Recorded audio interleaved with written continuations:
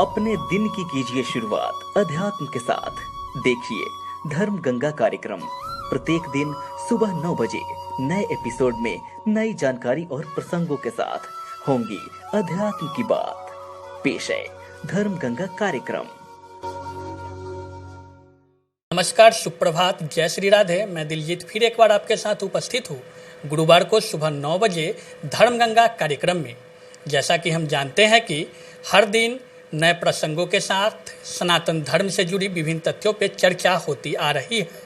आज इसी कड़ी में हम जानेंगे सनातन धर्म में विशेष रूप से मूर्ति पूजन हो या प्रतिमा की पूजन या चित्र की पूजन जब होती है तो यंत्र का विशेष महत्व रहता है और उस यंत्र का भी पूजन किया जाता है। आज उसी यंत्र पे चर्चा के लिए एक बार फिर हमारे साथ उपस्थित है प्रसिद्ध कथावाचक आचार्य पंडित धीरज झा धर्मेश जी महाराज। सबसे पहले महाराज जी आपका स्वागत है। जय श्री राधे, सुप्रभात। और हम जानेंगे आज महाराज जी से कि यंत्र क्या है। यंत्र, मंत्र, तंत्र, भक्ति और भाव, ये यज्ञ के मुख्य 5 स्तंभ हैं।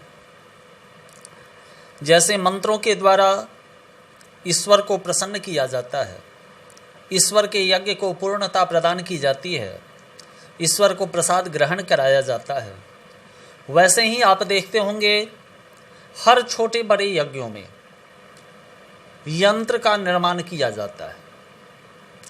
यंत्र लाल, पीले, हरे, गुलाबी, नीले रंगों के द्वारा चावल को विभिन्न रंगों में रंग कर लकड़ी के बाजोट पे, लकड़ी के तखत चौकी पे श्वेत पीत रक्त वस्त्र आच्छादित कर सफेद पीला लाल वस्त्र बिछाकर यज्ञ आचार्य देव, ब्राह्मण देवता लोग उस यंत्र का निर्माण करते हैं। जैसे ही आप मंत्र उच्चारण करते हैं तो उसे एक तरंग, एक रेह पैदा होता है। वह रेह ईश्वर के पास जाता है। ईश्वर के शरीर से, ईश्वर के स्वरूप से एक तरंग रिफ्लेक्ट होकर जहां आप मंत्र उच्चारण करते हैं वहां पे आता है। तो जो आपके यज्ञ स्थल पे, आपके मंदिरों में, आपके घरों में जो यंत्र स्थापित होता है, जो यंत्र बना होता है, वह यंत्र उस ईश्वर के रेह को, ईश्वर के पावर को एब्जॉर्ब करता है और आपके विभिन्न समस्याओं से उन्हें अवगत कराता है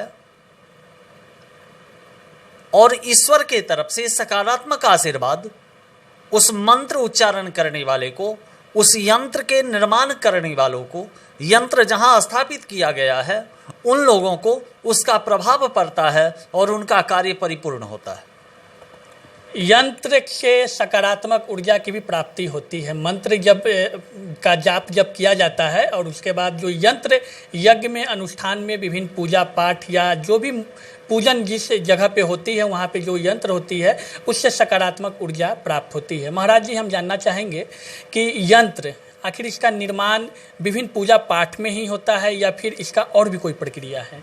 देखिए, यंत्र कई प्रकार का होता है। जितने हमारे सनातन धर्म में देवता हैं उतने प्रकार के यंत्र हैं।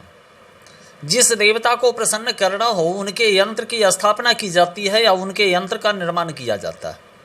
सामान्य यंत्र रंगों से रंग कर श्वेत पीत रक्त वस्त्रों पे चावल से बनाया जाता है। उसके बाद यंत्र केसर से भोजपत्र के कागज पे अनार के कलम से लिख करके बनाया जाता है। उसके बाद पीतल का, तांबे का, सोने का, चांदी का, पारे का, स्फटिक का, जस्ता का, कॉपर का, एल्युमिनियम का, पारे का, विभिन्न विभिन्न धातुओं का अलग अलग प्रकार का यंत्र होता है। ये जो चावल के द्वारा यंत्र बनाया जाता है, यज्ञ संपन्न होने के बाद इसे जल में प्रवाहित कर दी जाती है और तांबे का, पीतल का, चांदी का, स्वर्ण का, पारे का, जस्ते का, स्फटिक का, विभिन्न धातुओं का, विभिन्न रत्नों का जो यंत्र होता है, यज्ञ संपन्न होने के बाद उसे अपने घर में, अपने लॉकर में, अपने व्यापार क्षेत्र में, अपने धन क्षेत्रों में स्थापित किया जाता है। यंत्र की बहुत बड़ी उपयोगिता है। यंत्र से बहुत सारे समस्याओं का शमन किया जा सकता है। जैसे यंत्र से वास्तु दोष शमन किया जा सकता है, यंत्र से धन अभाव को शमन किया जा सकता है, यंत्र से शिक्षा की पूर्णता को प्राप्त की जा सकती है, यंत्र के द्वारा अकाल मृत्यु को शमन किया जा सकता है। तो विभिन्न पहलुओं में स्वरूप बदलकर तरह तरह तरीके से यंत्र कार्य करता है। तो महाराज जी ने बताया कि यंत्र मनुष्य पे प्रभावशाली है, और किस प्रकार प्रभावशाली है, उनके व्यापार का क्षेत्र हो या उनके जो भी कार्य क्षेत्र है उनका।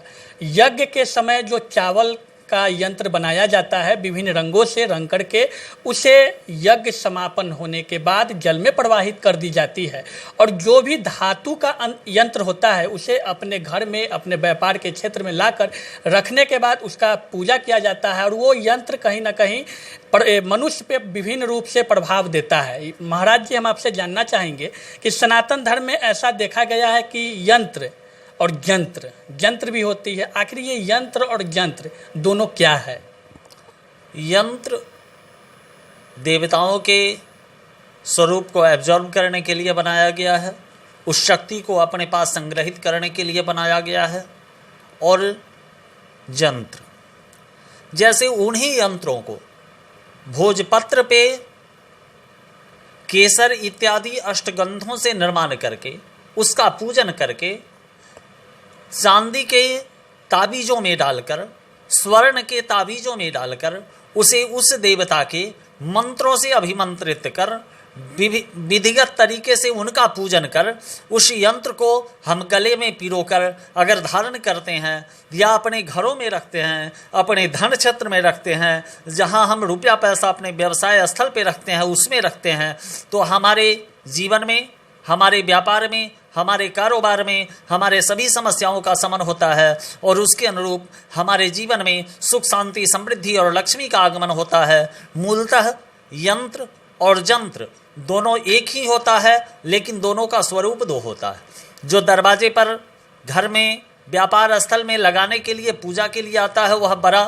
लंबाई चौड़ाई बराबर लिए होता है, और जो धारण करने के लिए होता है वह भोजपत्र के कागज पे उस पर निर्माण किया जाता है। उस देवता के मंत्रों से संपुटित तरीके से प्राण प्रतिष्ठित कर उसको अष्टधातु के कौभर में, चांदी के कौभर में या स्वर्ण के ताबीज में डालकर, धागे में डालकर, गंगाजल पंचामृत से शुद्ध पवित्र कर उसको धारण किया जाता है। इसलिए दोनों एक ही है और दोनों अलग भी है। तो यंत्र और जंत्र के विषय पे जो चर्चा हो रही थी उसमें महाराज जी ने साफ तौर पे बताया, यंत्र और जंत्र का स्वरूप अलग है लेकिन कार्य एक है। जंत्र धारण की जाती है और यंत्र का पूजन होता है विभिन्न क्षेत्रों में। आप बने रहें हमारे साथ धर्मगंगा कार्यक्रम में। तब तक के लिए नमस्कार।